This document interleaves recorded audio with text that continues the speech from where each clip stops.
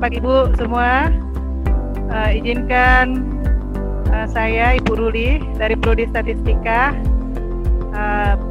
untuk memandu acara kita saat ini. Ya, insya Allah kegiatan ini tentunya akan bermanfaat untuk kita semua. Yang pertama itu adalah materi yang kita akan bersama-sama dengarkan, yaitu analisis jalur dan structural equation modeling. Yang kedua adalah metodologi penelitian dan teknik analisis data. Dan yang ketiga adalah manajemen referensi yang akan dibagi insya Allah ke dalam 2 room ya Bapak Ibu sekalian. Ya, untuk itu Bapak Ibu sekalian, ya marilah kita memasuki acara pertama dengan bersama-sama ya membaca basmalah. Bismillahirrahmanirrahim.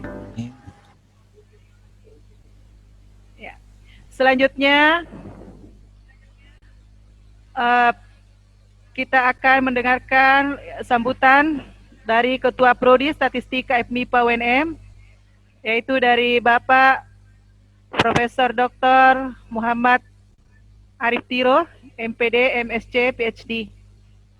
Kepada Prof. Arif, dengan hormat disilakan. Bismillahirrahmanirrahim. Assalamualaikum warahmatullahi wabarakatuh.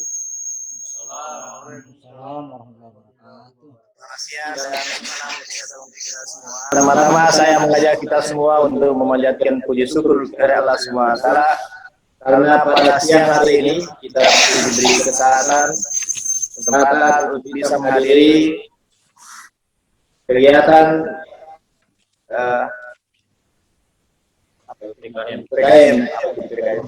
program pencerahan masyarakat dalam rangka pengabdian kepada masyarakat dari program studi statistika Negeri Makassar.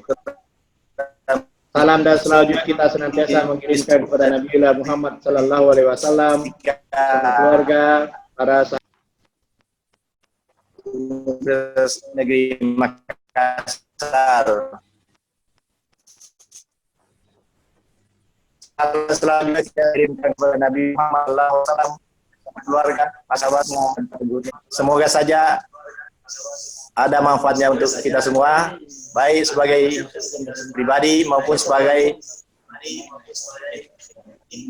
lembaga ya. Di sini ada SMP Negeri 4 Pindrang. Terima kasih kepada Bapak Kepala Sekolah dan para guru-guru yang ikut berpartisipasi. Ada teman-teman dari Universitas Muhammadiyah Parepare dan juga ada unsur dari Pasca Sarjana UNM. Selanjutnya saya ingin menyampaikan permohonan maaf jika seandainya ada hal-hal yang kurang di dalam kegiatan dari penyampaian informasi sampai terlaksananya kegiatan ini. Saya kira itu saja yang ingin saya sampaikan. Saya mohon kepada Bapak Dekan untuk bisa juga memberikan arahan-arahan dan sekaligus membuka secara resmi kegiatan PKN Prodi Statistika hari ini. Sekian, wabillahi taufiq wal hidayah. Wassalamualaikum warahmatullahi wabarakatuh. Waalaikumsalam warahmatullahi wabarakatuh. Ya, terima kasih kepada Bapak Profesor Muhammad Arif Tiro, MPD, MSc, PhD. Selanjutnya sambutan dari Bapak Dekan FMIPA Universitas Negeri Makassar, Bapak Detrando Suardi Anas, MSI, PhD. Kepada Bapak Dekan, dengan hormat kami persilakan. Bismillahirrahmanirrahim. Assalamualaikum warahmatullahi wabarakatuh. Waalaikumsalam warahmatullahi wabarakatuh. Selamat siang dan salam sejahtera untuk kita semua. Pertama-tama mari kita memanjatkan puji syukur kehadirat Allah Subhanahu wa taala karena atas limpahan rahmatnya, terutama berupa kesehatan dan kesempatan sehingga kita bisa hadir dalam acara program kemitraan masyarakat akan dilaksanakan oleh program Statistika FMIPA UNM bermitra dengan program Pasca Sarjana Universitas Muhammadiyah Parepare dan SMA Negeri 4 Pindrang. Juga mari kita mengirimkan selawat dan taslim kepada Nabiullah Muhammad sallallahu alaihi wasallam, nabi yang menjadi suri teladan buat kita semua. Yang terhormat, yang saya muliakan, guru kita Prof. Arif Tiro bersama seluruh jajarannya di sini lengkap, semua dosen sestika hadir, baik secara luring maupun secara daring di ruangan kerja Dekan FMIPA UNM dalam rangka acara ini. Yang saya hormati pimpinan lembaga mitra Pak Dr. Amaluddin dan Dr. Asis dari Pasca Sarjana Universitas Muhammadiyah Parepare. Yang saya hormati juga dari Kepala SMA Negeri 4 Pindrang dan seluruh jajarannya, dan yang saya juga hormati teristimewa kepada mahasiswa Pasca Sarjana Dikdas UNM Parepare, UNM kelas Parepare yang bergabung pada hari ini 22 orang, dan seluruh peserta baik dari lembaga mitra maupun dari mahasiswa Pasca Sarjana yang berbahagia. Perlu kami sampaikan bahwa program PKM ini adalah program wajib yang kami harus laksanakan sebagai bentuk dari salah satu tridharma perguruan tinggi, yaitu Dharma Pengabdian ke Masyarakat. Tentu Ibu Bapak sekalian, kenapa kami sangat berharap kita semua bergabung pada acara ini, karena ini adalah tema yang sangat penting, dan terutama kepada para mahasiswa pasca, kepada pimpinan perguruan tinggi, pimpinan sekolah dan guru, untuk kita bahan bersama. Yang disampaikan Prof. Arif itu tadi materinya adalah ada metodologi penelitian, ada analisis data, kemudian itu nanti di kelompok 1 dan di kelompok 2 ada analisis jalur dan analisis structural equation modeling. Ini adalah materi yang sangat penting untuk kita semua Ibu Bapak sekalian. Nah, berbahagialah kita memilih Unpar dan SMA Negeri 4 Pindrang sebagai mitra pada hari ini. Ibu dan Bapak sekalian, perlu kami sampaikan bahwa PKM ini adalah bentuk pertanggungjawaban kami, baik sebagai individu dosen yang wajib melakukan pengabdian maupun sebagai lembaga program studi sestika yang wajib melakukan diseminasi hasil-hasil pembelajaran dan penelitian di kampus sebagai ujung tombak dari transfer ilmu pengetahuan dan teknologi kepada stakeholder yang membutuhkan. Kita tahu bersama bahwa di masyarakat itu banyak permasalahan, tapi permasalahan yang kita angkat pada kesempatan ini adalah masalah pendidikan atau masalah yang dialami oleh guru, dosen, dan mahasiswa dalam rangka melakukan penelitian. Ini adalah masalah-masalah yang kami harus turut mengambil andil untuk membantu Ibu Bapak menyelesaikan hal-hal yang kira-kira menjadi kesulitan di dalamnya. Oleh karena itu, sekali lagi terima kasih kepada Ketua Program Studi Sestika Prof. Arif bersama seluruh jajarannya. Ini tentu wajib sebagai pimpinan fakultas kami mengapresiasi yang sangat tinggi karena kegiatan ini bisa terlaksana. Insya Allah akan terlaksana dengan baik karena narasumbernya adalah semua pakar pada bidangnya. Perlu maaf Prof, saya mau perkenalkan sedikit. Narasumbernya adalah Profesor Arif Tiro, MSc, PhD. Ya, beliau adalah alumni terbaik sestika Iowa State University, Amerika Serikat. Ada juga Profesor Najib dari Illinois University, Amerika Serikat. Itu narasumber kita. Ada juga Ibu Dr. Aswi baru pulang dari Australia menyelesaikan S3-nya dalam bidang sestika, yaitu Queensland Queensland University, Australia. Ada juga Dr. Ruliana, beliau menyelesaikan studinya di bidang sestika dari Institut Teknologi 10 November Surabaya. Ini semua akan jadi narasumber. Dan saya juga dikasih tugas sebagai narasumber. Kebetulan saya S3-nya di Osaka Prefecture University, Jepang. dan ada Pak Kasim Edit dari ITS, ada Pak Irwan dari PB, kemudian Pak Zulkifli dari ITS. Ini yang sempat hadir juga Pak Nusran ya, dan Pak Sudarmin.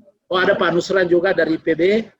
Ya, ada juga Pak Sudarmin dari ITS. Ini Ibu Bapak lengkap, kami ini turun full tim demi melakukan pengabdian kepada lembaga mitra Unpar, SMA 4 Pindrang, dan mahasiswa Dikdas pasca sarjana UNM kelas Parepare.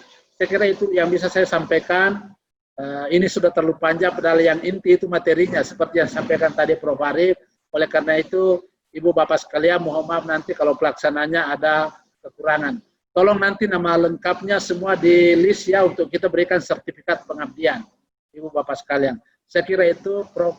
Arif yang saya bisa sampaikan, dan teman-teman semua dan lembaga mitra, dengan memohon izin kita semua dan mengharapkan ridho Allah Subhanahu wa taala, mari kita membuka acara program kemitraan masyarakat, program studi sertifikat MIPA UNM bermitra dengan program pasca sarjana Universitas Muhammadiyah Parepare, bermitra dengan Universitas SMA Negeri 4 Pindrang, dan juga bermitra dengan program pasca sarjana kelas Dikdas UNM kelas Parepare, dengan memohon ridha Allah dan mengucapkan Bismillahirrahmanirrahim. Assalamualaikum warahmatullahi wabarakatuh. Pembahasannya yang akan saya bahas di sini tentang penulisan karya tulis ilmiah. Jadi yang pertama, sebelum kita bahas lebih lanjut, kita harus tahu tentang apa itu karya tulis ilmiah. Karya tulis ilmiah itu adalah sebuah tulisan yang disusun baik itu seseorang maupun kelompok yang membahas tentang suatu pokok bahasan dengan menuangkan gagasan-gagasan tertentu disertai dengan saran-saran untuk pemecahan masalahnya. Lalu, ciri-ciri karya tulis ilmiah itu, pertama, harus logis, yaitu sesuai dengan logika, tidak bersifat fiktif. Yang kedua, sistematis, yang berarti bahwa harus teratur menurut sistem yang berlaku. Yang ketiga, harus bersifat objektif, yang berarti bahwa karya tulis ilmiah yang kita buat itu tidak dipengaruhi oleh pendapat atau pandangan pribadi seseorang. Yang keempat, bersifat etis, yaitu sesuai dengan asas perilaku yang disepakati secara umum.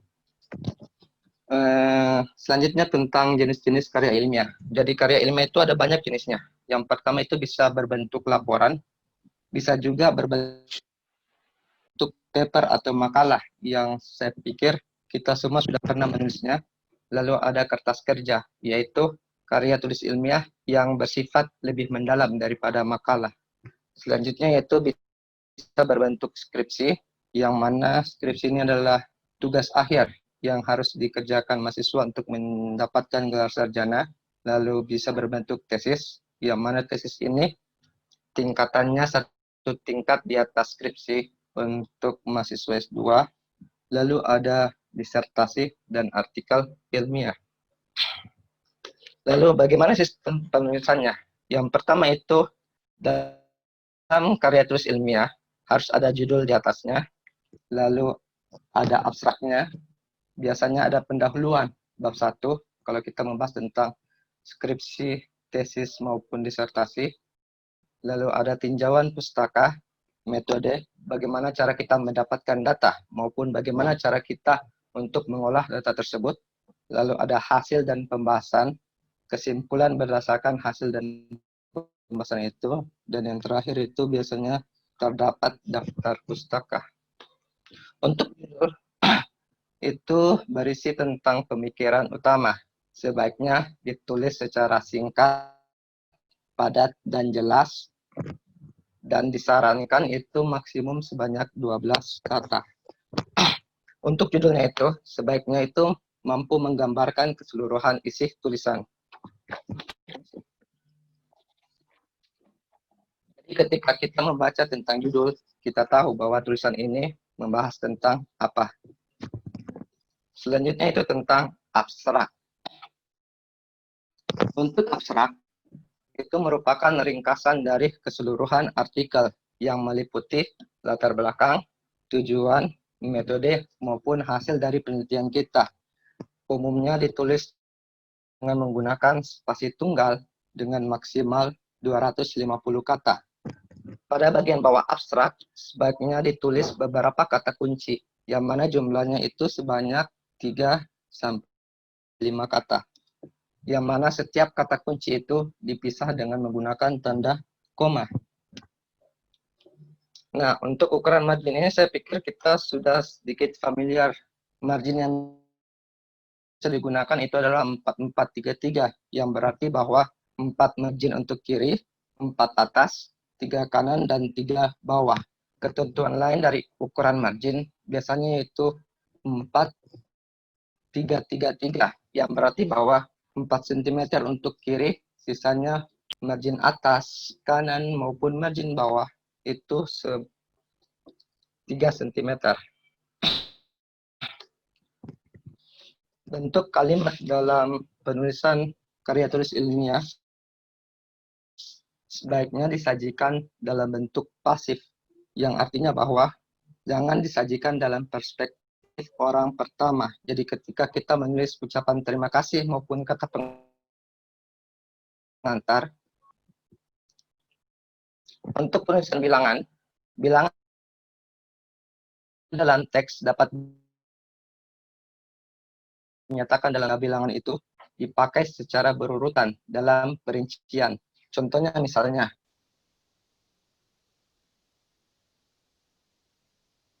saya membaca buku itu sebanyak 5 kali. Karena bilangan 5 dapat dinyatakan dalam satu huruf, maka kita tidak menulis secara bilangan, tapi secara huruf.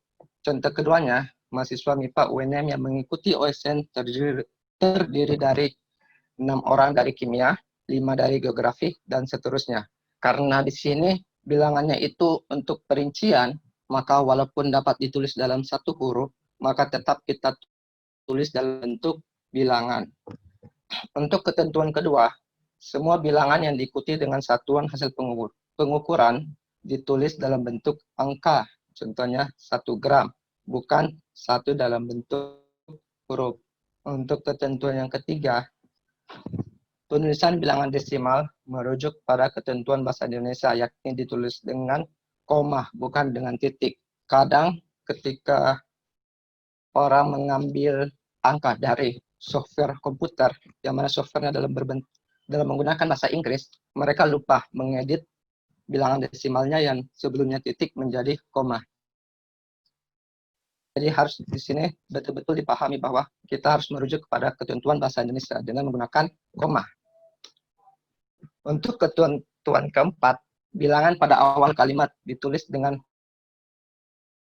huruf. Jika hurufnya itu lebih dari 2 kata, maka sebaiknya susunan kalimatnya itu kita ubah agar bilangan itu tidak berada pada awal kalimat. Contohnya, 50 orang tewas dalam kecelakaan pesawat. Karena 50 itu kita bisa tulis dalam bentuk huruf, maka kita tulis dalam bentuk huruf 50, bukan 50 dalam bentuk bilangan. Contoh kedua, Pak Budi mengundang 245 orang tamu dalam pesta pernikahan. Karena 245 itu lebih daripada 2 huruf, maka kita tidak tulis 245 orang diundang, tapi kita rubah kalimatnya sehingga bilangan itu yang sebelumnya berada di awal kalimat menjadi di bagian tengah kalimat. Untuk penyajian tabel, setiap tabel yang disajikan dalam karya ilmiah harus diberi nomor maupun judul. Untuk sistem penomoran menggunakan angka Arab. Angka Arab itu angka 1, 2, 3 yang kita tahu. Lalu judulnya itu ditulis secara singkat tetapi jelas dan ditempatkan di bagian tengah atas tabel tanpa diakhiri dengan titik. Huruf pertama pada setiap kata judul ditulis dengan kapital, kecuali untuk kata sambung maupun kata depan. Apabila judulnya lebih dari 1 baris, maka ditulis dengan menggunakan 1 spasi. Jadi ini contoh penulisan tabel. Pada prinsipnya itu tabel tidak boleh dipenggal. Apabila tabelnya terpotong, kita bisa merubah ukuran hurufnya menjadi lebih kecil. Apabila tetap terpotong, maka kita bisa pisah, tapi pada halaman tabel selanjutnya itu ditulis nomor tabel dan ditulis kata lanjutan tanpa menuliskan judul tabelnya. Selanjutnya yaitu penyajian gambar. Penyajian gambar itu secara umum hampir sama dengan penyajian tabel. Perbedaannya, judul dan penomoran tabel berada di atas, sedangkan gambar berada di bawah. Untuk contohnya ini, jadi judul maupun penomorannya berada di bawah. Untuk daftar pustaka, biasanya itu di universitas-universitas maupun jurnal-jurnal pada umumnya menggunakan American Psychological Association atau APA, yang mana daftar pustaka itu menganut penulis, tahun, judul, maupun tempat terbit. Ketentuan dalam penulisan daftar pustaka yang pertama yaitu sumber yang kutipan yang terdapat dalam naskah atau teks harus ditulis secara lengkap dalam daftar pustaka. Begitupun sebaliknya, jika kita menulis di daftar pustaka, maka itu kita harus tulis juga dalam teks sebagai kutipan, baik itu pada bab 1, 2, 3 maupun bab 4 kalau diperlukan. Yang kedua yaitu nama penulis yang ditulis itu terlebih dahulu adalah nama belakang atau nama keluarga, kecuali nama Cina, Jepang, atau Korea, karena nama belakang mereka itu berada di awal. Untuk yang ketiga, dalam penulisan daftar pustaka, gelar akademik seperti SPD, MSI, PhD, gelar keagamaan seperti haji maupun gelar kebangsawan tidak perlu ditulis.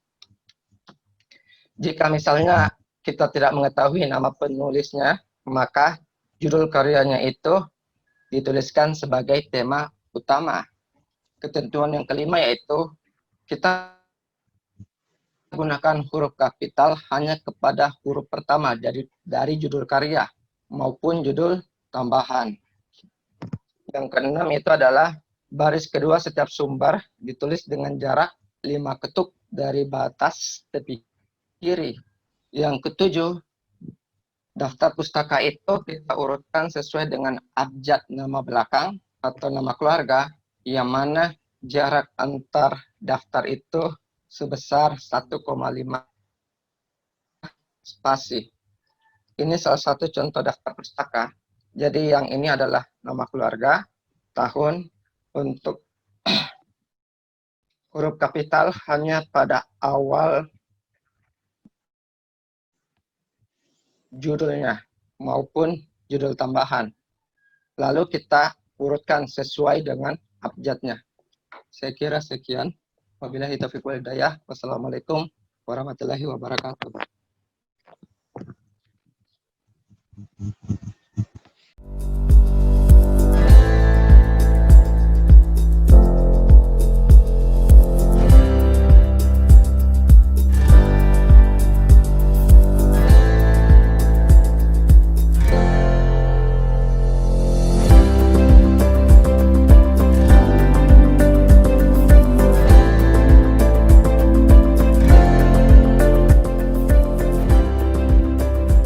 Baik Bapak Ibu sekalian,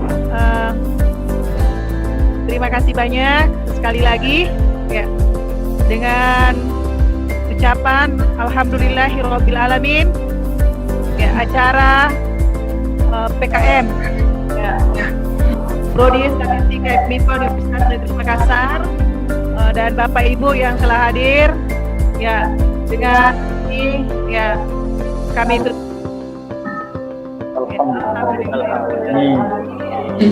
kasih.